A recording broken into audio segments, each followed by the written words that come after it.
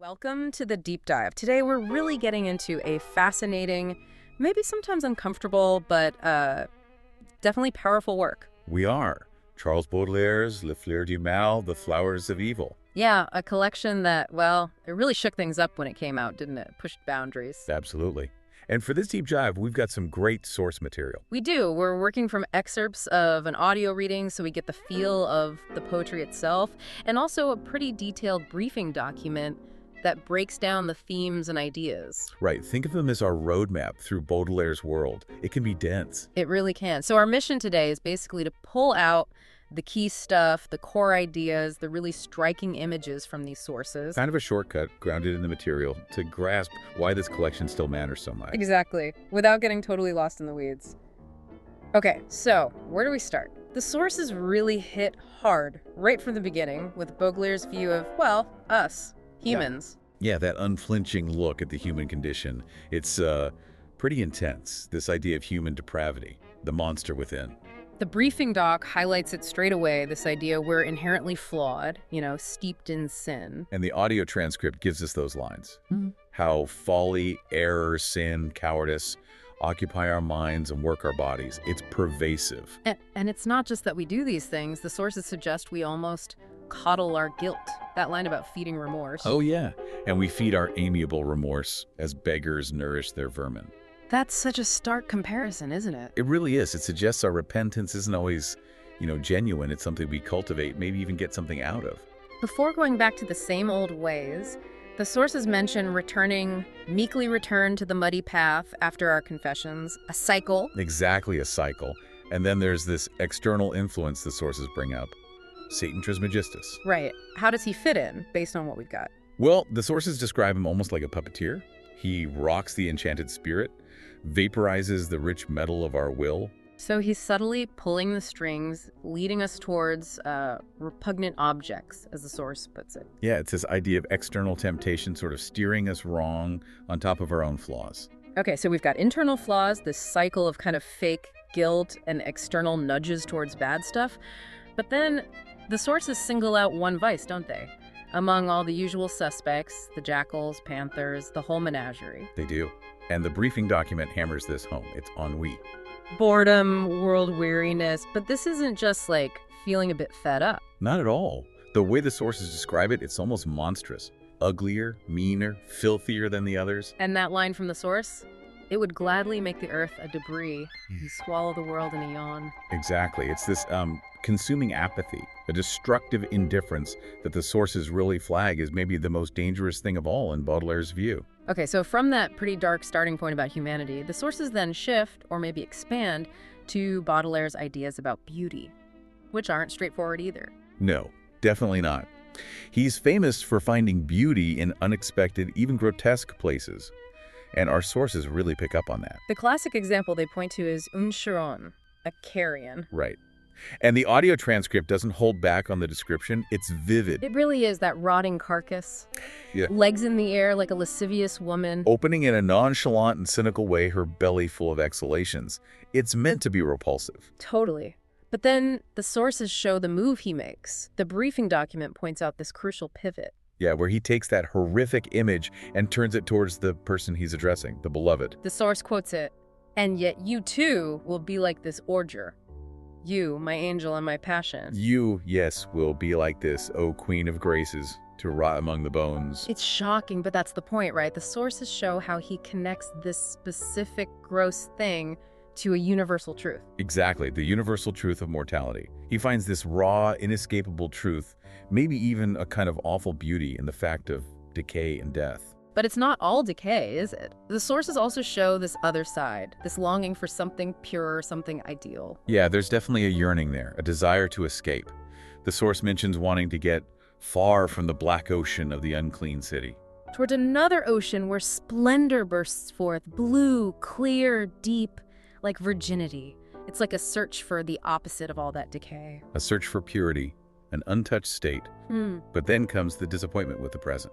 Right. The sources contrast this ideal with the modern world. They mention this idea of past men being, elegant, robust, and strong, proud of their beauty. Whereas the modern poet, looking at the nudity of man and woman now, feels this dark cold enveloping his soul, sees monstrosities. So the sources really highlight that tension, reaching for an ideal, but being faced with the reality he finds, well, pretty grim.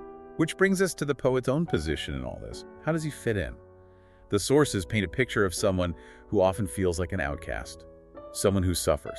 Yeah, the albatross allegory comes up strongly in those sources. It's such a powerful image. It really is.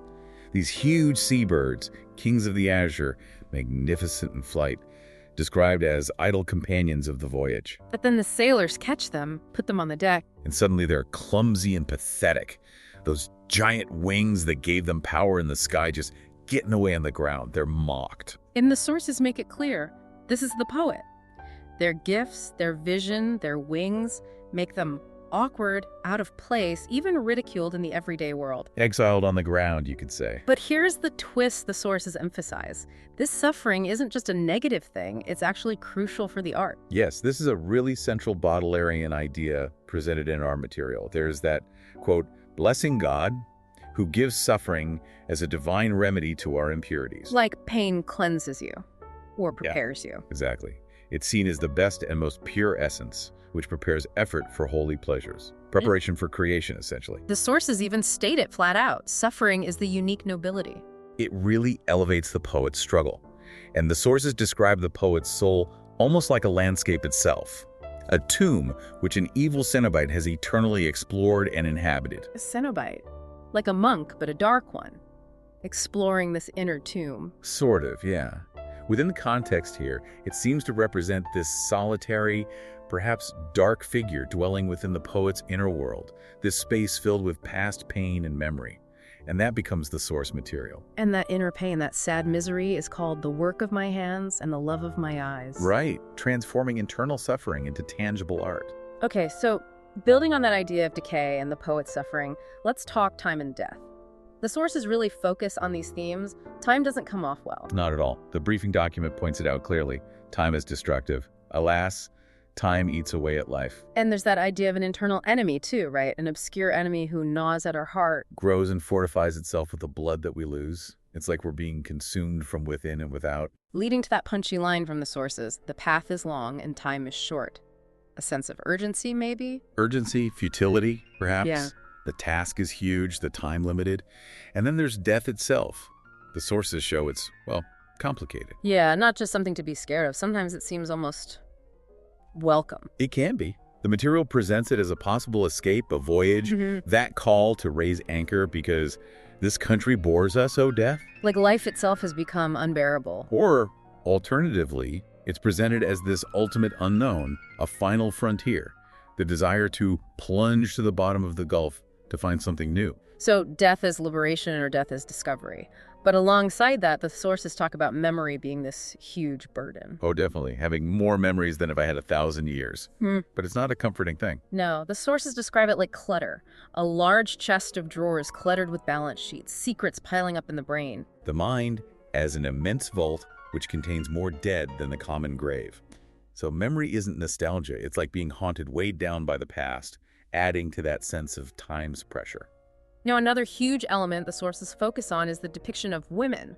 And wow, it's complex, contradictory even. Very much so. They appear in multiple guises. On one side, you have this idealization of female beauty that the sources mention. But it can be quite cold, can it? Like being beautiful to mortals, like a dream of stone. Yeah, or a breast made to inspire in the poet an eternal and mute love. Almost like an artwork, untouchable. But then there's the other side. The sources show a much darker, almost demonic aspect. Absolutely. The potential to be destructive, to lead men to ruin. The material quotes that line, "You would put the entire universe in your alley, impure woman." And connecting back to ennui again.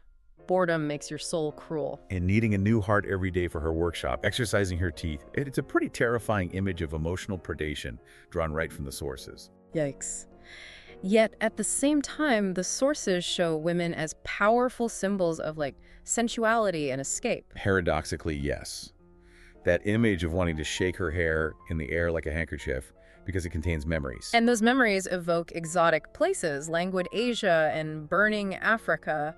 So yeah, according to these sources, women are simultaneously these cold ideals, potentially terrifying destroyers, and these gateways to intense sensory experience and memory. It's a lot to unpack. Okay, finally, let's quickly touch on setting. The sources show Baudelaire using landscapes, both internal and external, in really significant ways. Right. Nature itself, according to sources, isn't just scenery. It's described as a temple of living pillars. Where man passes through forests of symbols, so the world is like a code. Pretty much. A web of symbols and correspondences that the poet needs to decipher, where different senses and elements respond to each other. That's a key Baudelairean idea highlighted in the material. And then there's the city, Paris. The sources don't paint a rosy picture. No, it's often shown as a place of degeneration, suffering, and human activity. Grimy, bustling, full of vice. Yeah, that line about prostitution lights up in the streets like an anthill. It really captures that darker side of urban life presented in the source material. But the sources also acknowledge these moments of retreat, of finding solitude or hidden beauty even within or on the edges of the city. Like behind closed blinds, the blinds hide secret luxuriance. Exactly. So there's this private, internal world that can exist even amidst the public decay. Wow, okay. Stepping back, this deep dive using these sources has really walked us through Baudelaire's world, hasn't it? It really has. Confronting sin and that monster, ennui.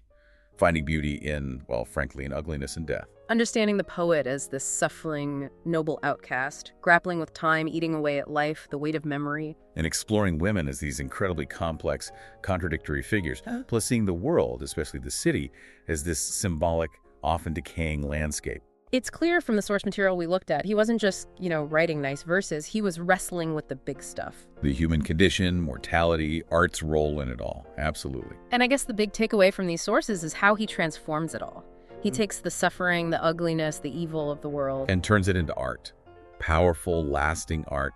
He makes those flowers of evil bloom, not by pretending the bad stuff isn't there, but by staring right at it. Shaping it into poetry. Exactly. So the final thought, maybe, drawing from the source's perspective for you listening, if all this pain, this decay, this struggle with our own inner darkness can actually fuel such intense, enduring beauty, what does that suggest about creativity? Or maybe even about finding transformation in your own struggles. Does that ultimate Baudelairean question from the sources resonate, plunging into the unknown to find something new, whether it's the depths or the heavens? Does the destination even matter as much as the plunge itself? Something to think about.